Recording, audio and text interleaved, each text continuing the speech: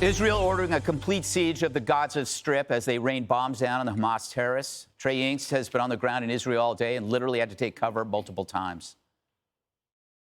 Stay with us here. Get down. Just everyone just go flat. We don't have time. Everyone's just laying flat on the ground here. We've got to take cover.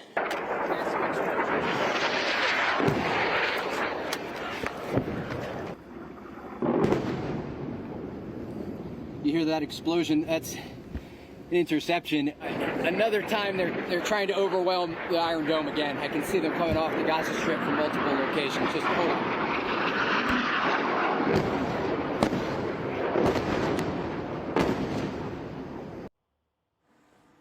Trey, as usual, you're in the thick of things. I hope you're safe and well. What's the latest? Greg, good afternoon. Right now, we are seeing the Israeli military strike the Gaza Strip once again. Since Saturday afternoon, they've started to target Gaza following that bloody massacre against innocent Israelis. More than 900 people were killed at the hands of Palestinian militants who infiltrated into Israel. Tonight, Israel is preparing for a ground invasion of Gaza. Today, throughout the day, we saw tanks and APCs, thousands of Israeli soldiers, and Yoav Gallant, the country's defense minister, saying that 300,000 reservists have been called up and showed up preparing to fight and enter Gaza. All of this taking place as rocket fire continues into southern and central Israel. The cities of Jerusalem and Tel Aviv were targeted today. And now this question of whether or not Israel will face a multi-front conflict with the possibility of a new front opening with Lebanon. Trey, I wanted to ask you about one of the tactics. It seems that, of course, this is modern warfare. We did see this with ISIS as well, but utilizing social media in order to prosecute the attack.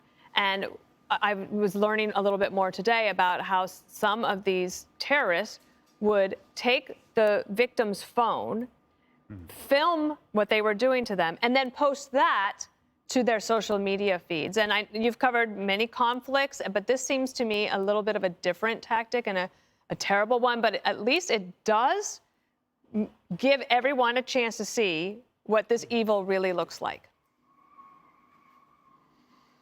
Yeah, these militants wanted to inflict the maximum amount of terror against the civilian population here. They went into people's homes and slaughtered women and children who couldn't fight back, like cowards. These are ISIS wannabes. When they took over different military bases along the border, rather than conducting an operation like a country would with a military, they beheaded soldiers. They dragged bodies through the streets of Gaza and then captured people to take into the tunnels underneath the Gaza Strip. A lot of this for the propaganda of the group to inflict that fear into the hearts and minds of the Israeli people.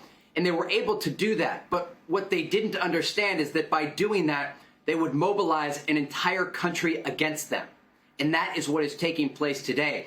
There are hundreds of thousands who have been called up to serve in the army. Those who are not serving are volunteering at hospitals, preparing for more injured people to be brought in.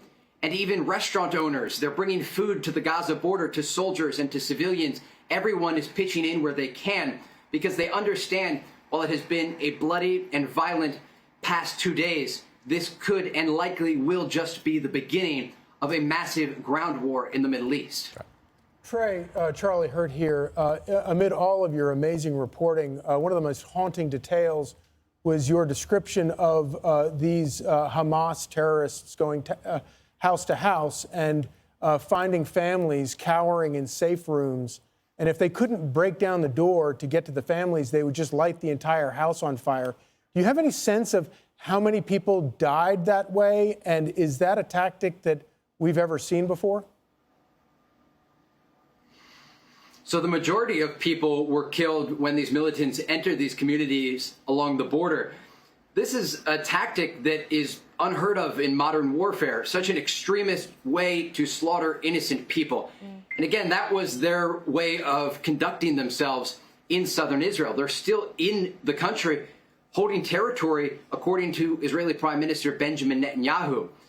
But they were going from house to house, killing as many people as they could.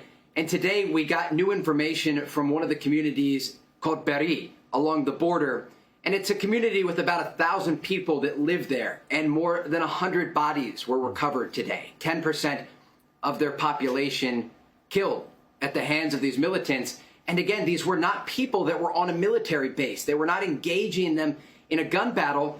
They were women and children. I mean, we have seen graphic imagery on Telegram and these messaging apps. We've seen the videos and the photos published by these militants and these organizations in Gaza of children, 4 and 5-year-olds, that were killed in their homes. And they're celebrating it in Gaza. And it is really motivating the Israeli public and the soldiers that we've spoken to at the border to go into Gaza and, as Israeli Prime Minister Benjamin Netanyahu put it, to destroy Hamas. Hey, Trey, it's Jesse Tarlov here. Thank you so much for joining us and for your incredible reporting the last couple of days.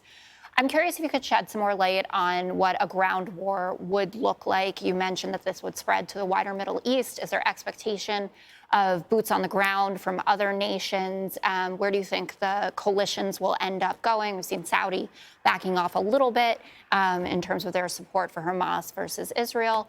But yeah, what do you think it's going to look like? So a ground war in Gaza is going to be incredibly difficult. The Israelis have entered Gaza before and they've held territory there. And Gaza is one of the most densely populated areas on Earth. There are 1.9 million people that live there, and it's a 25-mile strip of land. It's anywhere from 3 to 7 miles wide.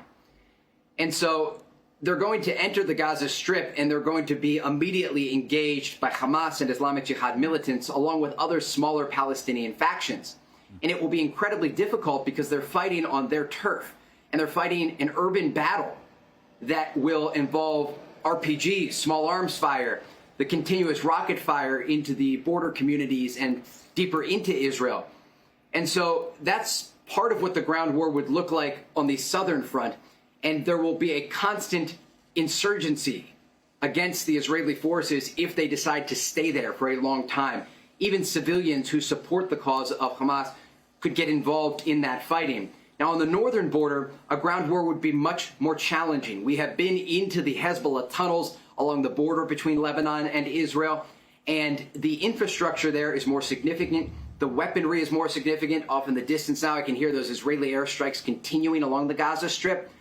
But when it comes to Lebanon, we've seen the classified intelligence. The former defense minister, Benny Gantz, showed it to me himself.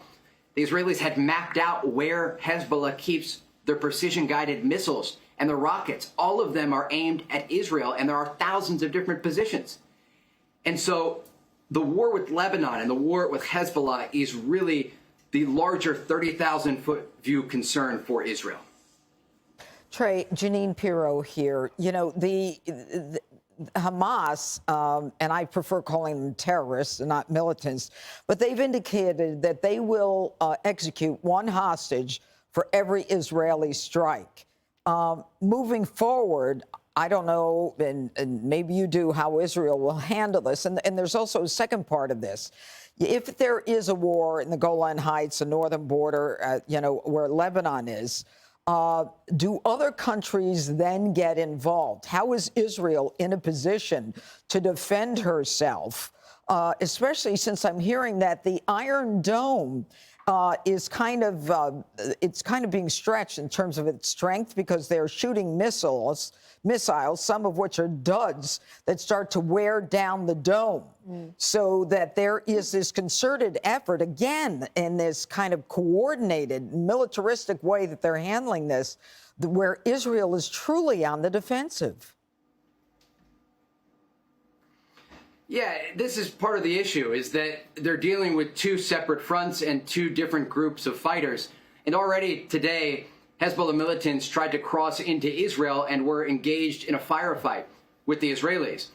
So there is an understanding that if this multi-front war erupts at the level that Israel believes it could drag the entire region into this fight. And when it comes to other countries' involvement, it's part of the reason the United States is moving an aircraft carrier closer to Israel. They want to send a message to Hamas, Islamic Jihad, and Hezbollah that Israel has support from its allies. And that's really a critical part of this story as things develop here in southern Israel.